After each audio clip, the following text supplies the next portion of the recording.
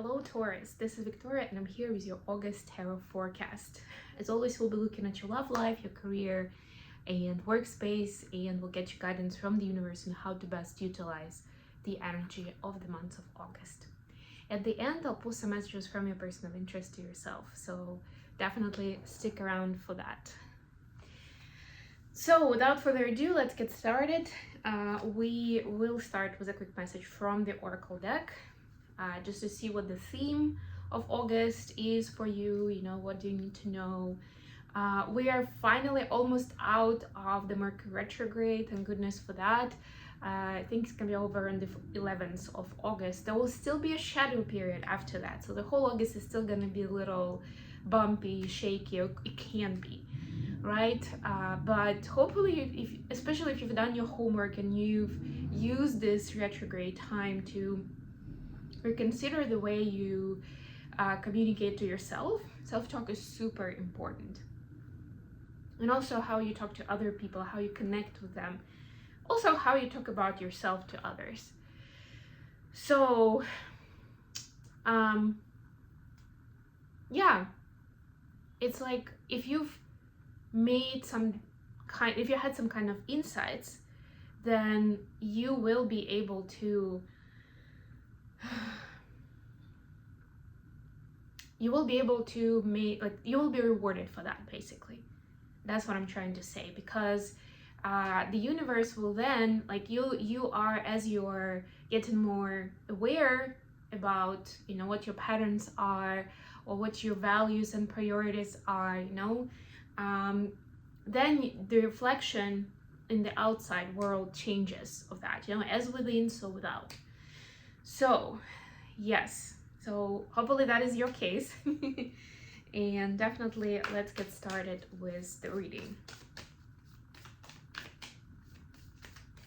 I only have a couple of signs left that I need to post, and I'm done with August readings. It's been quite a ride, really, the last couple of weeks. So because I'm traveling a lot more from one spot to another right now, I didn't publish them as quickly as I wanted to, but then I'm like, okay, I need to trust, I need to surrender to the divine timing, to the process, and make it more naturally, because the more I'm pushing it, and it used to be in the space where I was so committed to fit into the deadline that I've created myself in this case.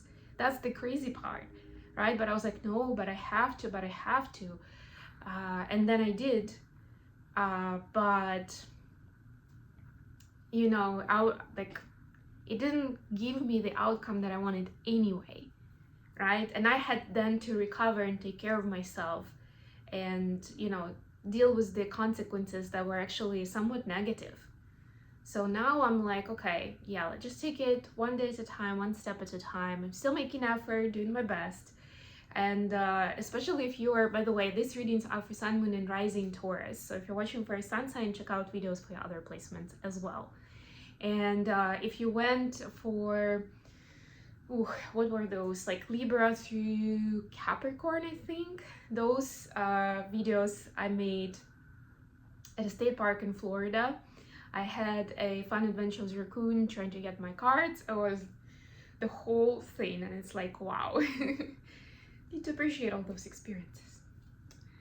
With all that said, Taurus, your card is unknown territory. You're exactly where you need to be. I was just talking about divine timing. The spacing has a similar vibe to it. It's like a very similar mantra, if you wish, to accept that you're exactly where you're supposed to be. It's like that's point, in space and time, both of them, right? And you're supposed to be curious about your surrounding and what's happening with you, right? And if anything, experiment or learn more, right? Or sometimes just give it some time to unfold fully, right? Don't push it, don't rush it, but interact with it, with whatever those situations are. And unknown territory can a lot of times push us into our shell and be like, no, I'm not gonna engage with that. That is too unfamiliar. That is too difficult. So, you know, I'd rather like stay in my lane and do whatever I'm used to, right? But then you're depriving yourself from wonderful new experiences in life, of maybe meeting your people, discovering new hobbies, talents, interests, right, that you want to pursue. So that's what you have to look forward to on the other side of this. And speaking as a Taurus myself, I'm not great with going for the unknown, like by default. But I've trained myself with time to be better at it. And it's like a muscle memory, and it gets easier with time. So don't get discouraged if it doesn't feel natural from like day one, and it's still a struggle, and it still feels like there's too much at stake, or you know, you're risking too much or something like that. It's fine. Just keep calming your nervous system down. And the more you do this, you make those choices to step into the unknown, the more your psyche will see from experience that nothing terrible happens, that actually had some great positive outcome, right? And you'll feel more at ease making those decisions in the future, because your brain won't be protesting as much. Because obviously by default, anything unknown is potentially dangerous, and our psyche is protecting us from that, because that's its main goal. With all that said, let's go to the main tarot deck. Today I'm going to be using the Tarot of Mystical Moments. So for your love life and personal space, you have the Queen of Swords, the Fool. This is Aquarius energy. Yep. Again, this is like exactly stepping in the unknown. It's so funny how this gets confirmed. The Hanged Man. Yeah, also similar vibe, I would say. But we'll talk about it once I lay out all the cards. For your career space, you have Six of Cups. Love it. You have Knight of Pentacles. And you have Four of Cups. And then the advice from the universe, we have Nine of Pentacles. We have Eight of Pentacles. And Lovers, that is in reverse. Bottom of the deck, King of Pentacles.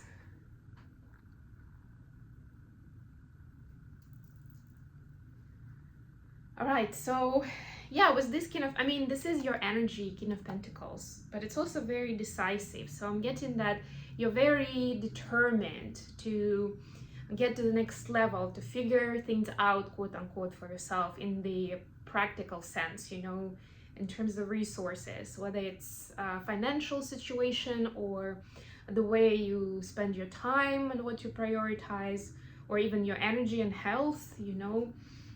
It's like, okay, I've got to get on top of it, you know, I've got to get it figured out, which is a great concept in general, I would say. But now think about, I'm immediately thinking of DSD actually. Do something different. See of what are you willing to experiment with. How are you taking yourself outside of the box that you're used to, right? So let's, a little more innovation to not just kind of like pushing through it and trying harder. I'm hearing for some people, it's not about that. It's about doing something different. DSD is the abbreviation that one of my teachers in online marketing likes to use. That's why the abbreviation comes to me. But anyway, in your personal space and in the love relationship, you have Queen of Swords, the Fool, and the Hanged Man. So yeah, as much as you are trying to analyze and plan and be very mindful and conscious about what's going on in your personal space, whether it's just about you and your personal growth, it's you and your partner. I don't see here much about partnership specifically, I'll be honest with you, but of course your personal space impacts and it is reflected in your connections, right? And when it comes to a life partner, it's like usually the closest person to us, right? So it's reflected even deeper. But the more you try to strategize, the longer it's going to take you to get to where you want to be, or to get to a better place, or to feel more at ease and joyful and happy, right? The name of the game, and that's where this major arcanas are. So the divine is guiding you. That's again like that divine timing, divine place. You're at the right time, at the right place right now. You are being guided through these energies to first have faith and also see life differently, right? Not within the same frame that you're used to see it. You know, there's an expression, frame of reference, right? And if you think a little bit more of where it came from, like there used to be like actual frames, you know, and the way we see the world, like our psyche is also framing it a certain way, and you can reframe it, right, differently. So this is it may feel very insecure, like I was saying at the beginning, in the unknown territory, but you're put there so that you reconsider your beliefs on how things should be, whether it's your living situation or your relationships or your lifestyle, or how you how you express yourself. That's what I'm getting to, you know, how you, and then that again brings me to what I was talking about with Mercury retrograde, right? Are you doing the homework of figuring out how do you talk about yourself in the world? What is the message that you want the world to hear? And that could also be reframed, because guess what? Even if you're not consciously thinking about it, there's still a story you're telling the world, explicitly and implicitly, right? There's always a story. But the thing is that if we're not conscious, it means it's an autopilot story. And a lot of times it's based on trauma and pain and fear that created certain limitations, that created the box to begin with, where we feel more safe and it's more known to us, right? But is it the best way? Or is there a verdict saying that you're only limited to this particular path in life? Or these are the only talents that you have? Or this is the only way to do life? Right? Like think of where it was clicking when I started talking about it, and where you actually know deep down that you are being somewhat rigid, right? Or somewhat biased. And it's time to remove that bias and to look at it in a wider way. What I love in this next space is getting a bit longer than I thought, but it's okay.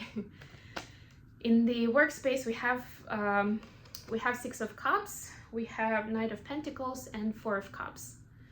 So I like this because it immediately gave me a message that it's important to express your creative self, whatever that is for you. And it doesn't have to be just fine arts, you know, like for me, dancing is one way to express myself creatively. For some people, it could be cooking. It could be DIY projects at home, building something actually, you know, maybe renovating, right? Like creating or changing the interior design of one of your spaces, right? Like it could be sports even. It could be anything really that helps you express your soul, you know, your state of being, that authentic state of who you are, and it allows your inner child to come out. And yes, again, it sounds counterintuitive to this is the workspace vibe, right? But it will unlock answers to some of the questions you have about your workspace or about your financial situation in general, your abundance. And then we also have Knight of Pentacles and Four of Cups. And this is like, okay, you've been through a lot. Some of your hopes and beliefs have been shattered, or they will be very soon. And it takes some time to regroup, to reset, to kind of like get yourself on the new path. So you may not be moving as quickly as you want. It's like, okay, now I got the answer, let's go. But then you wake up the next morning and you realize that you don't really have that enthusiasm, you know, there's still a lot of fear. There's still a lot of questions in the air about this new thing, right? But don't push it and don't rush it. Just stick with it. Continue to make steps forward. Continue to stay consistent.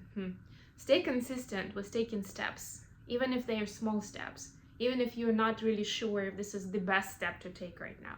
Do it anyway, without overthinking. And then finally, for the advice, we have 9 of Pentacles, 8 of Pentacles, and Lovers in reverse. So guess what? It's not really about connection with other people right now. And that's why I guess we didn't see it much in this reading. It's about your connection to self and your connection to the divine and, to the space, to the universe, whatever your belief system is, whatever your higher power is, right? And as soon as you understand yourself better, or what kind of person you are, what kind of life you want to create for yourself, who and what do you want to surround yourself with, very practical level. And this is perfect for Taurus because these are the ways that we think, that we see life. I'm not saying that we are so materialistic, but this is just naturally our language. Pleasing our senses is very important to us, so why not pay a little more attention to it? How are you doing it for yourself? And then see the difference once you do more of it. Experiment, if anything, right? And this is 8 of Pentacles, which is putting in the work, but also in this deck it's very creative, and that just reiterates that work or job, whatever your occupation is, doesn't have to be hard and doesn't have to be boring. See how you turn it around so it's more of a game, it's more of a play. And you allow it to be playful. You don't put too much pressure on yourself and on this situation. There's a good chance there are other people involved too. Like, let's say you submitted a form to participate in something, right? Or you are looking for a new job and you are going to an interview, right? Of course, it's not just you, it's also the other side, people who are going to consider your application, or people who are going to interview and make a decision on whether to give you a job or not. But don't put too much, don't make it life or death kind of situation. See it as something playful, right? As something that is part of the human experience, which is, in a lot of practices, a lot of schools of thought, is essentially this game-like experience. If somebody is an online gamer, then it should be easy for you to draw that parallel, right? And that's the energy that will help you turn this around. Because you do have a lot of capacity to give, to give love, to give nurture, attention, care. But right now, it's like, it's preserved within your field, and there's almost like this bubble of protection, because deep down, your soul knows that you need this love right now. That this is for you, you need to fill up your cup first, before you're ready to share this love with someone else. So if you have someone specific in mind that you're looking to build relationship and it's not moving as planned, just know that it's not that necessarily that it's not meant to be, or it's not your person. It's more like it's not a great time for it. There are other priorities right now. There's bigger fish to fry. Right now, at this moment, there's something else that's more important. And it is between you and your higher power, and it's also between you and the outside world. Again, think Mercury, communication. How do you make those connections? What are the beliefs there? Okay, last but not least, let's get some messages for Taurus from their person of interest. If you have person of interest, let's see what they have to say to Taurus. Okay, I got something, but it fell down, so give me a sec. Right. 6 of Wands, look at that. Clarified by 7 of Swords and Devil in reverse. Okay, well, I'm glad these cards are in reverse, I'll be honest with you. This is like almost like a battle. Your person is going through some kind of, they're facing their fears, their toxic patterns. And it doesn't mean, the devil sounds pretty ominous, right? But in reality, it doesn't have to be that massive and dramatic, right? It's not like they're, committing a crime or something. It's more like, or they're, toxic narcissists. No, not necessarily. But we all have our shadow, right? Our own demons that from time to time pop up and take over. For some people more, often than for others. Depends on, you know, your personal experience and also the work that you've done on yourself. But there's something important that masculines are unfolding for the masculines. Doesn't have to be masculines, actually. Your person is working through something tough, something thick, where they're discovering that they've been living under an illusion. They've been deceiving themselves. And that might as well be they were thinking they're unlovable, or they were thinking that they are supposed to be with a certain type of person, or they thought that they have to make all the effort in the relationship, right? Like, again, it can be things like that, which seem quite relatable, right? But it's been like a big block for your person in terms of how they show up in the world and the success that they receive. And they were just reconfirming that story for themselves. Yes, I am unlovable, or yes, it only works when I'm with this kind of person, or yes, I have to make all the effort in the relationship, right? So they are being victorious now with admitting where these patterns have been their stories and working through them. But it is tough energy to work with. It's heavy. It can actually feel heavy. So your person is fighting their demons right now, but it is important, especially if you are not in constant communication, or maybe they've actually created space for themselves or asked you for space. It's because they're dealing with their stuff and they need it to be able to face it the way it is. So what I'm hearing is you need to give them that space and time to show them that courtesy, right? And if anything, you're supposed to focus on yourself during this time anyway. And if you were actively conversing and, you know, helping them with their stuff, that would delay your progress and what you can do best at this time. Hopefully this was helpful for you guys. I'm gonna finish it here.